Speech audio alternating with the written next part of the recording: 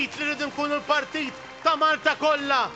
M'hemmx in-naħa ta' fuq, m'hemmx in-naħa t'isfel, m'hemmx in-naħa tal-vant jew in-naħa tal-punent.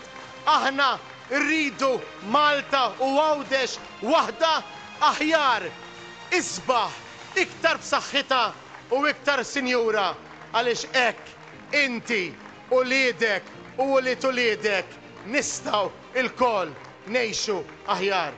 Messaġġ b'saħħtu mill-kap tal-Partit Nazzjonalista Bernard Grech meta l-ħadd filgħodu kien qed jindirizza attività politika illi saret f'Ħażabbar. Bernard Grech qal li matul din il-ġimgħa irġana ġejna nfakra fir-rabtiet bejn il-Gvern Laburista ta' Joseph Muscat u Robert Abela u ċriki ta' kriminalità f'Kastilja. L-aħbar ippubblikata minn The Times wara allegat involviment tal-eks Ministru Chris Cardona fl-attentat ta' qtil ta' Daphne Caruana Galizja tkompli tikkonferma kemm l-investigazzjoni dwar il-qtil ta' din il-ġurnalista għad fadlilhom. Dan id-delitt, Prim Ministru, ma jingħalaqx meta tgħid int. Jingħalaq meta toħroġ il-verità kollha.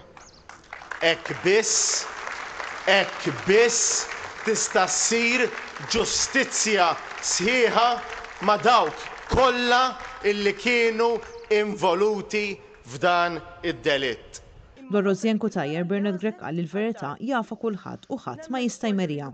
Dak kollu li qed ikun żvelat juri li għal Robert Abela u għal Rosien Cutajar l-ewwel jiġu l-interessi tal-Partit Laburista u mbagħad jiġi l-interess nazzjonali.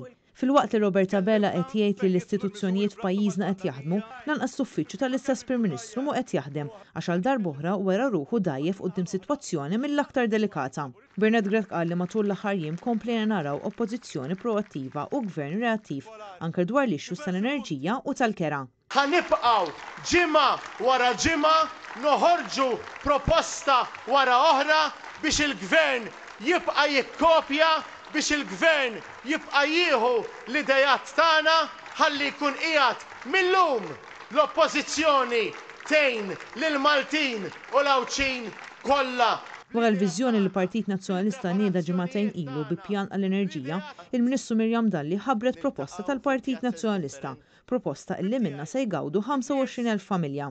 Dwar il-kirjiet ta' qabel 1995 il-bidliet żgħar imħabbra mill-Prim Ministru huma ftit ħafna u tard wisq sabiex iserħu moħħ min jgħix fil-kera filwaqt li jiġu rispettati d-drittijiet tas-sidien. Hemm bżonn illi mill-aktar fis possibbli jara kif iżid anki f'dan is-sens units aktar biex żgur ħadd ma jispiċċa barra minn daru.